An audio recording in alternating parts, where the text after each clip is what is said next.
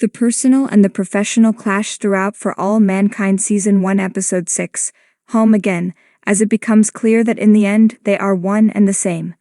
The explosion of the launch shuttle, taking out the maintenance crew and Eric Layden's Gene Kranz, is certainly a surprise, the loss of life also leaving Ed, Gordo and Danielle, at least for now, stranded at the moon base in a situation where the strain and stress of unforeseen consequences weighs heavily on those in the stars and those at home.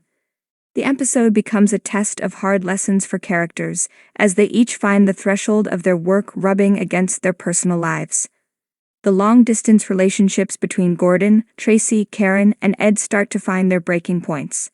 With Gordo and Tracy now separated, and Karen and Ed struggling to talk, the extreme level of long distance they find themselves in becomes this impossible task of trying to keep a connection when their lives have become so different. And now, it's especially apparent during the final scenes, with Ed's 1,000-yard stare. Ed, Gordo, and Danielle must be reaching a breaking point, stuck for so long in such a small, isolated quarters, where privacy and time alone is a thing of the past.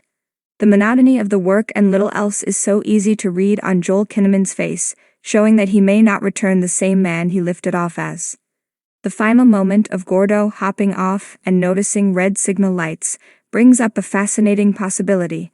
The FBI are busy rooting out spies and security risks back at home, but what if Gordo, in need of something new, starts to befriend the Russians?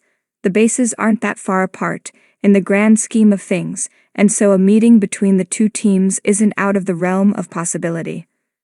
Margot is tested in her own way with facing Werner after so many years. The pain of a family friend and a father figure hiding something so harsh plays on her throughout the episode. Margot's icy demeanor to Werner both justified but also heartbreaking to watch, after seeing how close and integral both are to each other's lives, especially on For All Mankind Season 1 Episode 1, Red Moon. That the shuttle malfunctioned and ultimately ignites because of a political deal comes as a cynical, unfortunate truth. Margot's realization that it may be her only way of career advancement because, as Werner confirms to her, she does not play the game properly, is a hard step to make for Margot, a cynical move too, but a necessary one when the reason for those dozen lost lives is buried away forever. While she may have to break a few of her rules to get where she always wanted, Margot is immediately using her potential power to help foster new talent. Aliva, as she works through her homework. It's a passing of the torch moment, much like Werner and Margot at the start of the series, where the slide ruler and music being key are the same touchstones Margot wishes to impart. The episode becomes a spotlight for Ren Schmidt, where Margot's attempts to separate herself from her past and the resentment she holds becomes a burden on her. Colm Feore is the perfect scene partner to bring this out of Schmidt, and while the space aspect looms large around them, their intimate personal story becomes the far more fascinating piece to explore. The Equal Rights Amendment coming down just as Ellen finds herself having to bury her true self is a reminder that while this alternate history is progressing in a more advanced fashion than our own, that world still struggles with acceptance during this period in time. It's a continuation of For All Mankind Season 1 Episode 4, Prime Crew, where Ellen has to hide who she is in order to keep her place.